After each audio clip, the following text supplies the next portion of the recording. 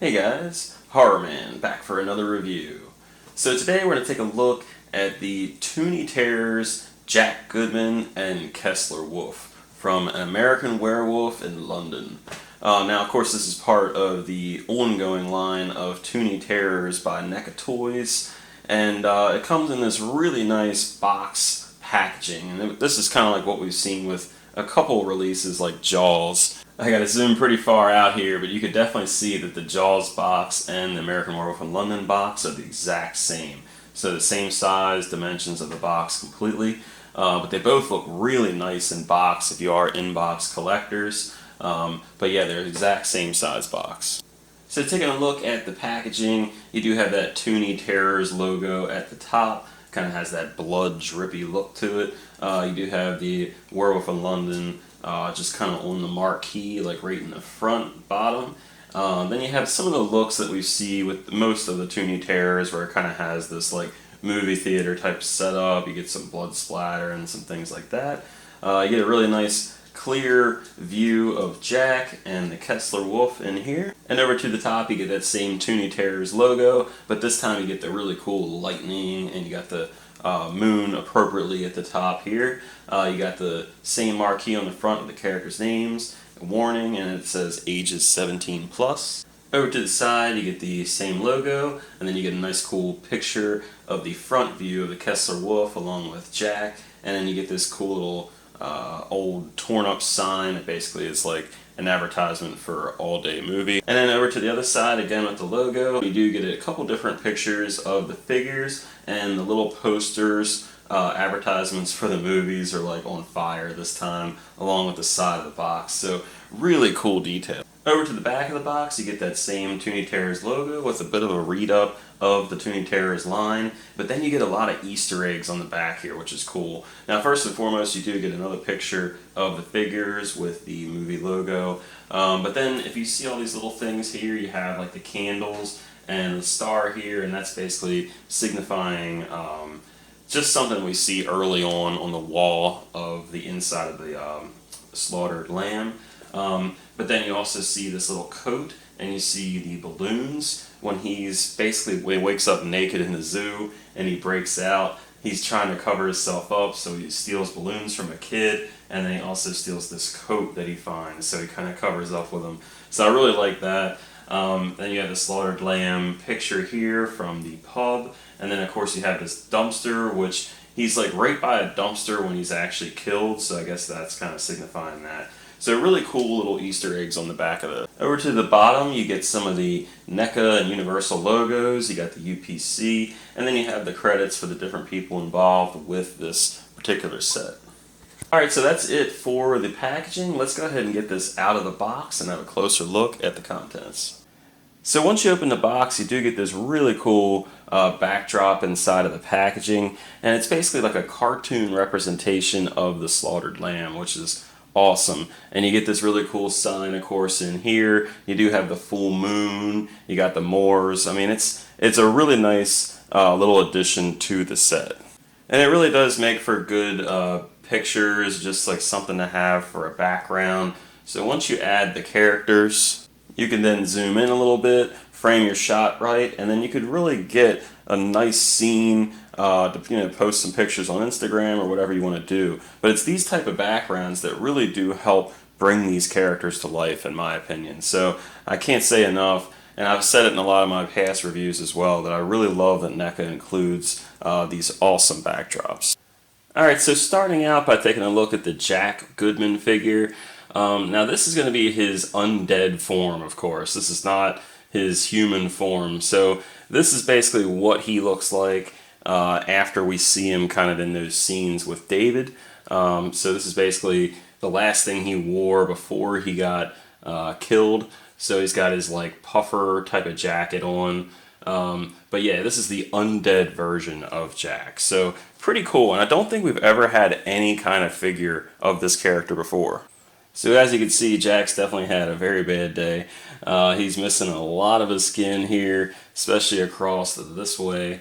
You can see he's got no eyelid, no nose or lips or anything, so he's all just kind of, part of his face just kind of ripped off and his skeleton's hanging out. So pretty cool. A lot of damage to his face. Really cool looking from the side, the profile there. He does have all of his hair, of course. Just a really good expression on his face. I really like the details. You can see like the different lines in the right side of his face. Eyebrows are kind of still intact on the right at least. But yeah, man, he's tore up. Just a really cool representation of the undead Jack, and I'm pretty sure this is the only Jack Goodman figure ever made. I could be wrong, but I don't remember anything before this, so it's nice to have him in any form. But yeah, that head sculpt is really cool, and he does have some really nice details in his hair as well. You can see the different way the hair is kind of moving and different line work all throughout. So really nice details even in the back of the head. And looking at the torso, again, he does have that kind of puffer jacket he had on when he was getting killed. And you can see it is just dripping with blood. There's also a lot of tear marks and just different like fraying of the pockets and things like that. Just really, really nice details. And honestly, even for a cartoon, like the way they've got like little stitching and the different like sleeves, just like in the puffer jacket and the buttons, it's really, really nice detail work. So I'm impressed with that. They also have the blood kind of drip down to the hands and battle damage. And then over to the back again, you could see some of the big wounds from the scratch marks that were going right through his back and in his arm. So just really, really nice details all around in that torso. And then finally down to the lower half of the figure, you can see again the blood is just kind of dripping down his pants, and he has like kind of like these rolled like jeans that are kind of rolled up, and he just has these like kind of like hiking boots, and they have blood on them as well. Just again, really nice details. You can see some wrinkling in the jeans, some good color on the boots, the different laces, and he does have a couple peg holes on the bottom of the feet. So yeah, really nice details. And if you do want to use a stand for Jack, he does have two peg holes in the bottom of the feet. Alright, so just like with most of the Toony Terrors figures, you really don't get a whole lot of articulation. It's mostly going to be in this head sculpt, so you can get plenty of tilt action going on here, which I really love. Definitely gives some expression there. You can also look down decently far. You can look up pretty far, so that's cool. And then you can also rotate the head pretty good, so no issues there. There's nothing at the waist, so he does not have any waist articulation, feet articulation, and of course the legs are stuck together, so nothing there. You can move his arms a little bit, so he can go out if you want to have him like the Frankenstein type pose or something. Of course they can go down like you see in the packaging, and then you could put his arms all the way up in case you want to do that. And they can go back pretty far. But yeah, in terms of articulation, these really don't have a whole lot, so it's mainly just going to be in the head sculpt and in the arms. So taking a look at the Kessler Wolf, first and foremost, you didn't quite see it, but on that backdrop there actually is a full moon. It's not cut off, it's just kind of on the side of one of the panels of the whole backdrop, so it's a pretty big backdrop. So like I said, you can really get some cool shots. So just taking a look at the Kessler Wolf here, this guy is very big. Definitely a very big head especially. And I really like the details on here. You can see the fangs are huge. They're just kind of protruding out.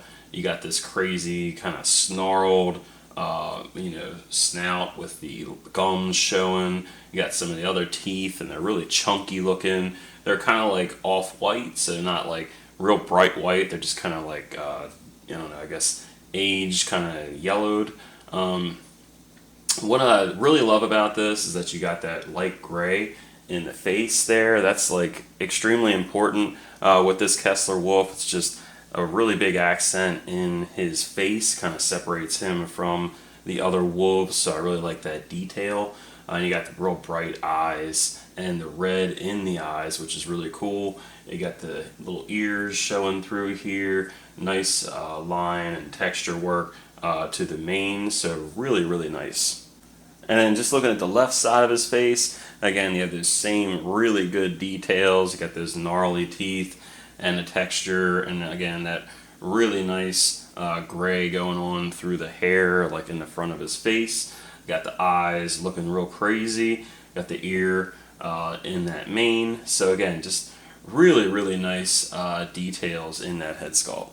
And then just looking at the front view of the face, again, you could really see all the details coming through. Kind of gives you a little bit better idea of how those fangs kind of protrude out. So really nice detail. He's got the little nose going on here. Just great paint work and all the different details. I really like that, like nothing was missed here. Just really, really nice details all around. But man, just look at that angry look to that wolf. Just impressive details for a Toon figure.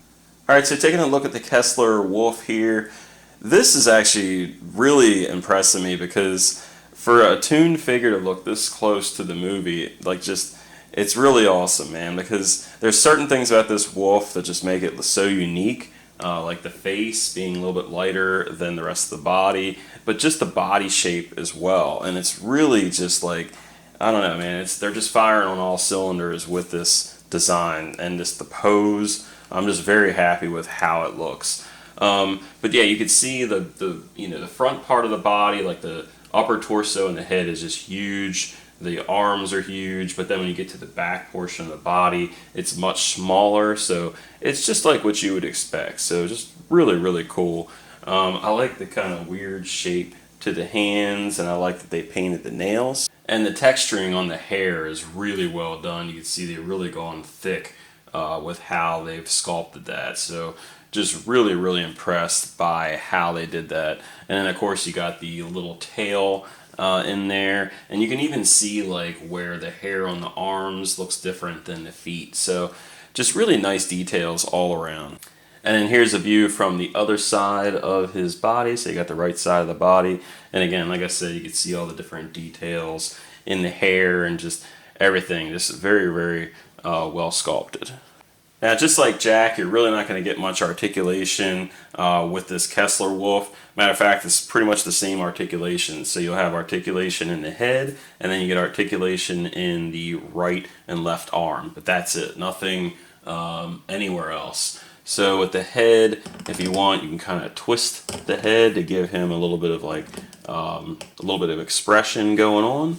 And then of course you want to make sure he can look up a little bit, and he can look up, he can look down, not a whole lot. I do wish they had some articulation in the torso to kind of bend him up so you can get him in that like howling at the moon type of pose, but you really can't do it too easily. So yeah, the arm can go up, and then you can go down, and then it's the same for the other arm. But since they're kind of like in a pre-pose with the elbow, the articulation really doesn't give you too much. So you can get kind of like maybe a different walk to them, but you mainly are just going to get that expression in the head. So you can kind of make it look like he's getting ready to charge, like he's running, I guess. So there is some different poses you can get, but definitely minimal compared to like the Ultimate figure. So for the first comparison, here's the Kessler Wolf next to Jack Goodman, and you can see that just by height standards, Jack stands a lot taller, which is how it would be. But then when you put him like physically, like if the wolf could actually stand up, the wolf is significantly bigger. Here's Jack and the Kessler Wolf next to a couple other NECA Toony Terrors characters. So you have Jason Voorhees, and then you have Michael Myers. And you can see that Jason and Michael Myers are definitely much bigger than Jack, which is awesome. So yeah, these all scale really nice together. And for the next comparison, I always love seeing these characters, like these Toony Terrors, next to some of these older figures from my childhood. I just think they fit so good.